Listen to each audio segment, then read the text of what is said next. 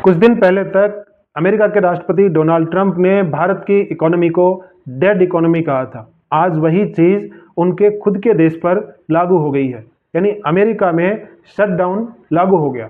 Shutdown का मतलब क्या होता है कि किसी भी प्रकार की जो सरकारी सेवाएं हैं वो बंद हो जाएंगी।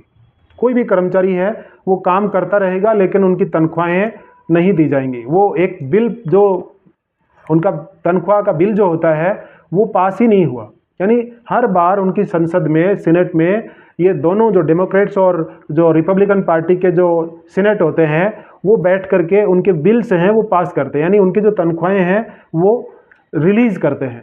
और उसके लिए दोनों का बहुमत और रजामंदी होना बहुत ज़रूरी होता है। इस पर जो डेमोक्रेट्स हैं उन्होंने रजामंदी नहीं दी और वो बिल गिर गए। और यदि उसकी रजामंदी नहीं मिलती है तो किसी भी प्रकार की सेवाओं के बनिस्पत जो मिलने वाली तनख्वाहें हैं वो नहीं दी जाएंगी। और इसमें चाहे एजुकेशन हो, हॉस्पिटल यानी चिकित्सा का क्षेत्र हो, व्यापार हो, किसी भी तरह की जो भी प्रकार की सेवाएं हैं वो सब बंद हो जाएंगी। केवल एक एयरपोर्ट पर जो उनका इमिग्रेशन सिस्टम है वो एक्टिवेट है कि कोई दूसरे इलीगल इमिग्रेंट्स हैं वो अमेरिका में ना आ जाएं। अब ये बहुत चिंता की बात है कि कब तक चलेगा। इसमें जब तक इन दोनों पार्टियों के बीच में कोई समझौता नहीं होता है तब तक ये शटडाउन है वो चलता ही रहेगा।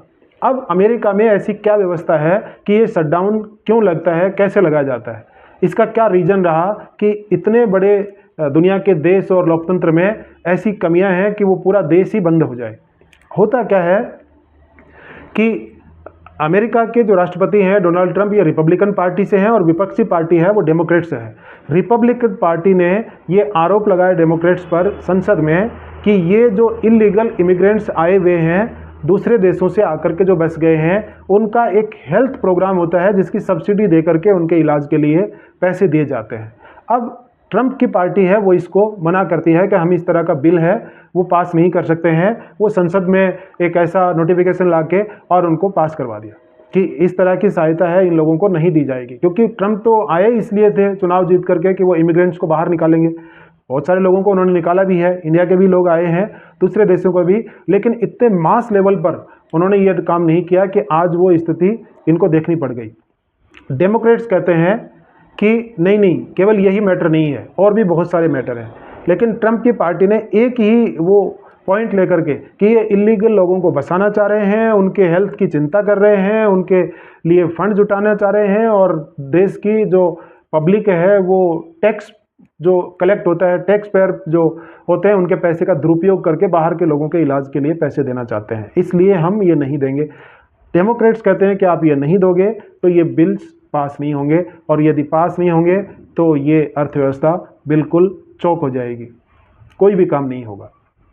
ये चीज़ दोनों पार्टियों के बीच में एक मुद्दे को लेकर के ठन गई। हालांकि डेमोक्रेट्स का कहना है कि केवल यही एक मुद्दा नहीं है, ट्रंप इसको बेवजह हवा दे रहे हैं।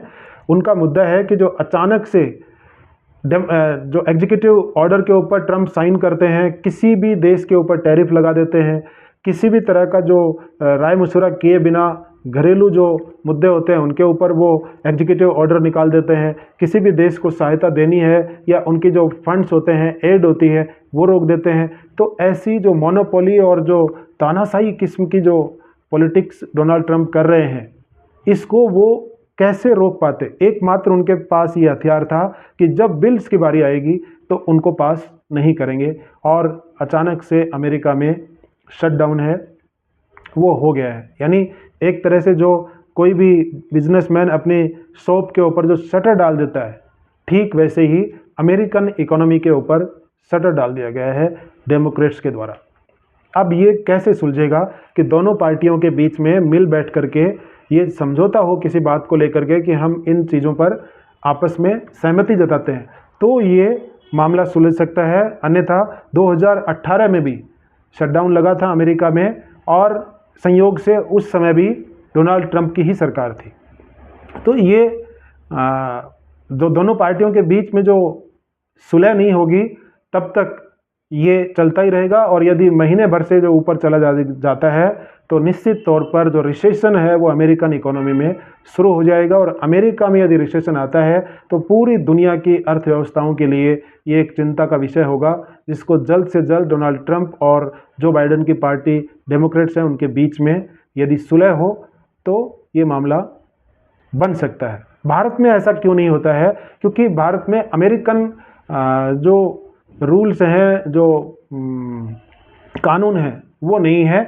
यहाँ पर यदि अपने संसद में जो बहस होती है, बजट आता है और बजट के ऊपर जो बहस होती है और उसमें यदि सरकार का जो बहुमत नहीं होता है तो उसमें वो बजट प्रस्ताव है या बजट है वो गिर जाता है। और उसका गिरना एक तरह से सरकार का गिरना ही होता है। इसलिए बजट के दौरान जो भी सरकार बहुमत में है वही पास करती है। तो अमूमन तौर पर भारत में ऐसा नहीं होता है। यदि इस तरह की परिस्थिति भारत में यदि बन जाती है तो भी केवल शटडाउन ऐसी कोई चीज़ नहीं है। उसमें जो बिल्स हैं सेना के और चिकित्सा के, एजुकेशन के, ये सब अपने जो रिजर्व फंड हैं उनसे चलते रहते हैं। तो भारत एक ऐसी इकोनॉमी नहीं है जिसमें अमेरिका की तरह शटडाउन लग सकता हो। ये दुर्भाग्य है कि अपने आप को ताकतवर और बड़े देश कहने वाले जो दूसरी देशों की अर्थव्यवस्थाओं को डेड इकोनॉमी और बहुत ही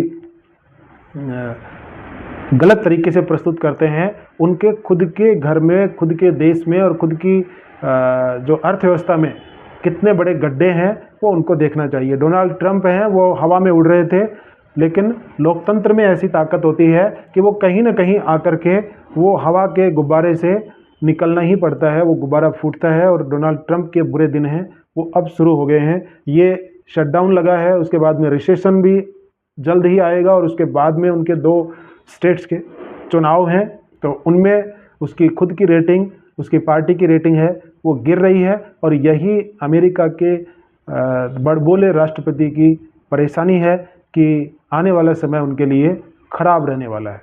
तो देखते हैं कि इसका सुलह और समाधान कैसे होता है और किस तरह से ट्रंप इससे बाहर आते हैं। पूरी दुनिया की इसके ऊपर नज़र रहेगी। Thank you.